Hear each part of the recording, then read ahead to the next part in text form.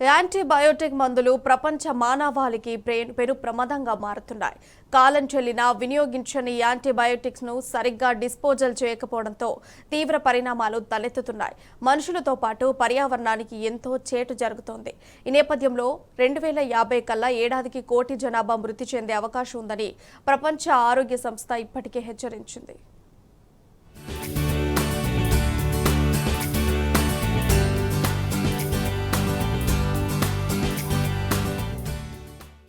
Antibiotic మందులు విరివిగా వినియోగించడంపై కేంద్ర ప్రభుత్వం కొరడా జులిపించింది.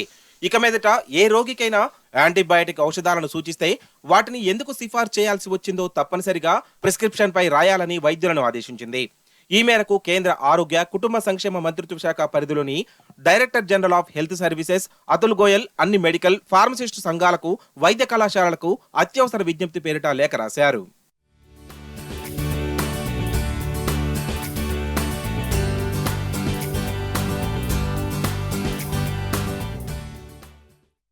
యాంటీబయాటిక్ విచ్చలవిడిగా వినియోగించడంతో యాంటీ మైక్రోబియల్ నిరోధకత అనే రుగ్మత ప్రపంచవ్యాప్తంగా పెరిగిపోతోంది. ప్రస్తుతం మానవాళి ఎదుర్కొంటున్న టాప్ 10 అనారోగ్య సమస్యల్లో ఇది ఒకటిగా ఉంది. 2019లో 12,70,000 మంది ఏఎంఆర్ కారణంగా మరణించారు. 49 లక్షల మంది ఔషధ నిరోధకత ఇన్ఫెక్షన్లతో చనిపోయారని గోయల్ ఆందోళన వ్యక్తం చేశారు. యాంటీబయోటిక్స్ యూసేజ్ ఏదైతే ఉందో దానికి ఖచ్చితంగా ఒక వార్నింగ్ సైన్ మనకి ఈ స్టేజ్లో ఉన్నాము. ఎందుకంటే స్టాట్స్ కూడా చెప్తున్నాయి, WHO స్టాట్స్ కానివ్వండి, ఏ స్టాట్స్ అయినా కానివ్వండి, చాలా మరణాలు జరుగుతున్నాయి. ఏంటంటే రెసిస్టెన్స్ వచ్చేసి ఇప్పుడున్న బ్యాక్టీరియా ఏదైతే ఉందో ఆ బ్యాక్టీరియాస్ అని సూపర్ బగ్స్గా మారడం. అంటే ఇప్పుడైతే ఎగ్జిస్టెన్స్లో ఉన్న యాంటీబయాటిక్స్కి వాటి మీద పని చేయకపోవడం వల్ల సెప్సిస్ లెక్క అయిపోయి మరణాలు అవుతున్నాయి. దానివల్ల ఏమవుతుందంటే యాంటీబయాటిక్స్ అన్నీ పని చేయకుండా చాలా మరణాలు ఇంకా ఎక్కువ అయ్యే ఛాన్సెస్ ఎక్కువ ఉన్నాయి. ఖచ్చితంగా యాంటీబయాటిక్స్ యూసేజ్ తగ్గించాల్సిన అవసరం ఉన్నది. ఔషధాలకు లొంగని రోగకారక సూక్ష్మక్రిములు పుట్టడానికి యాంటీబయాటిక్లు దుర్వినియోగం, అదుపులేని వాడకమే ప్రధాన కారణమని వైద్యులు ఆందోళన వ్యక్తం చేస్తున్నారు. ఇవి కలిగించే ఇన్ఫెక్షన్లకు సమర్థవంతమైన చికిత్స లేకుండా పోతోందన్నారు. దానివల్ల రోగులు చాలా రోజుల పాటు ఇన్ఫెక్షన్లతో సతమతమవుతున్నారన్నారు. ఈ షెడ్యూల్ హెచ్ డ్రగ్స్ ఏవైతే ఉన్నాయో వితౌట్ ప్రిస్క్రిప్షన్ ఈవెన్ ఫార్మసీ వాళ్ళు కూడా ఇవ్వద్దు.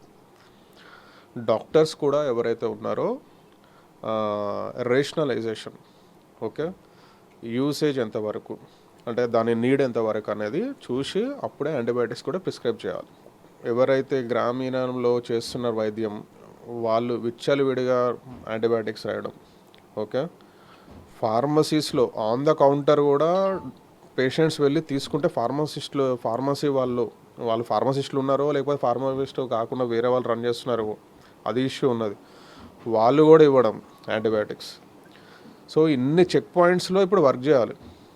1 by 1 కింద నుంచి అసలు ప్రిస్క్రిప్షన్ లేకుండా ఇవ్వకుండా చేసుకుంటూ రావాలి.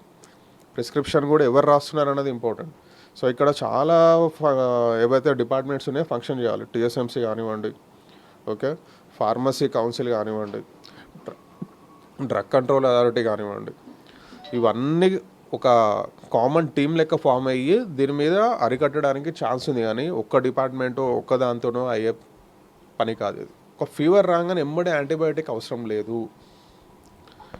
యాంటీబయాటిక్ వేసుకుంటేనే ఇమీడియట్గా నాకు రికవర్ అయిపోవాలి, దానికోసము యాంటీబయాటిక్ నాకు ఇమీడియట్గా కావాలి అనే ఆ తపన లేకపోతే ఆ తొందరపాటు మీ నుంచి కూడా ఉండొద్దు, ప్రజలతో కూడా ఉండొద్దు.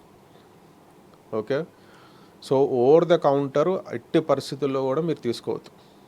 కంపల్సరీ రిజిస్టర్డ్ డాక్టర్ని మాత్రమే కన్సల్ట్ అయ్యి వాళ్ళు ప్రిస్క్రైబ్ చేస్తేనే యాంటీబయాటిక్స్ వాడాలి. అధిక ధరలుండే ఈ ఔషధాలు రోగులను ఆరోగ్యపరంగానే కాకుండా ఆర్థికంగానూ తీవ్రంగా దెబ్బతీస్తున్నాయి. దీర్ఘకాలం పాటు రోగాల బారిన పడి చివరకు ప్రాణాలను సైతం హరిస్తున్నాయి. ఈ నేపథ్యంలో యాంటీబయాటిక్లు పరిమితంగా సూచించాలని కేంద్రం దేశంలోని వైద్యులకు హితవు పలికింది. వైద్యుడి ప్రిస్క్రిప్షన్ లేకుండా ఫార్మసిస్టులు ఎవరికీ యాంటీబయాటిక్లను విక్రయించకూడదని స్పష్టం చేసింది. యాంటీ మైక్రోబియల్ నిరోధకత ఒక నిశ్శబ్ద మహమ్మారిలా మారుతున్న క్రమంలో 2050 నాటికి ప్రపంచవ్యాప్తంగా 1 కోటి మందికి పైగా మరణించే ప్రమాదం ఉందని ఇప్పటికే WHO హెచ్చరించింది. ఈ నేపథ్యంలో కేంద్ర ప్రభుత్వం అప్రమత్తమైంది. మెయిన్లీ పెట్టింది ఏంటంటే యాంటీబయాటిక్స్ ఎక్కడంటే అక్కడే పడేయకూడదు. మనం పడితే ఏంటంటే ల్యాండ్లో పొల్యూషన్ వస్తుంది, ల్యాండ్లో మన భూమిలో అది లోపలికి వెళ్ళి వ్యర్థాలు లోపలికి వెళ్ళి దానివల్ల పొల్యూషన్ అవుతుంది. కాబట్టి ఇది మన పేషెంట్లకి, మన పేషెంట్ అటెండర్స్కి వచ్చిన యాంటీబయాటిక్స్ మందులు కానీ ఇంకో మందులు కానీ ఎక్స్పైర్ అయిన డేట్ దీంట్లో శాస్త్రీయంగా దీంట్లో వేస్తే దీన్ని మనము డిస్పోజ్ చేస్తుంటాం, ప్రాపర్గా డిస్పోజ్ చేస్తుంటాం. So that people are aware that ఏదైనా ఎక్స్పైర్డ్ డ్రగ్స్ అక్కడ ఇక్కడ పడేయకూడదు, దీంట్లో పడేయాలని. అలాగే యాంటీబయాటిక్స్ అనేది చాలా జాగ్రత్తగా వాడుకోవాలి. సో యాంటీబయాటిక్స్ ఎక్కువ వాడినందువల్ల బాడీలో రెసిస్టెన్స్ అనేది తగ్గిపోతూ ఉంటుంది. సో అలాగే బ్యాక్టీరియాస్ కానీ రెసిస్టెన్స్ పెరుగుతుంది వాటిలో. సో అందువల్ల యాంటీబయాటిక్స్ ఎక్కువ వాడకూడదు, ఎక్స్పైరీ దీంట్లో వేయాలని అలాగే యాంటీబయాటిక్స్ అనేది చాలా జాగ్రత్తగా వాడుకోవాలి.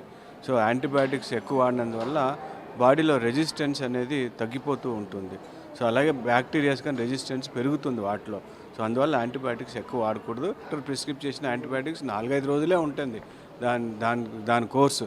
దాని తర్వాత వాడకూడదు. మళ్ళీ ఎప్పుడో జబ్బు వచ్చింది అవే యాంటీబయాటిక్స్ వాడతామంటే అది మంచిది కాదండి. That's not a good practice. మళ్ళీ డాక్టర్ గారి దగ్గరికి వెళ్ళి వాళ్ళు చెప్తే అప్పుడు వాడుకోవాలి, అంతేగాని వాళ్ళు ఎప్పుడో రాసిన ప్రిస్క్రిప్షన్ ఇప్పుడు వాడుకోకూడదు. అటు కాలం చెల్లిన వినియోగించని యాంటీబయాటిక్స్ ను సరైన పద్ధతిలో డిస్పోజబుల్ చేయకపోవడం మనుషులతో పాటు పర్యావరణానికి ప్రమాదంగా మారుతుందని వైద్యులు ఆందోళన వ్యక్తం చేస్తున్నారు.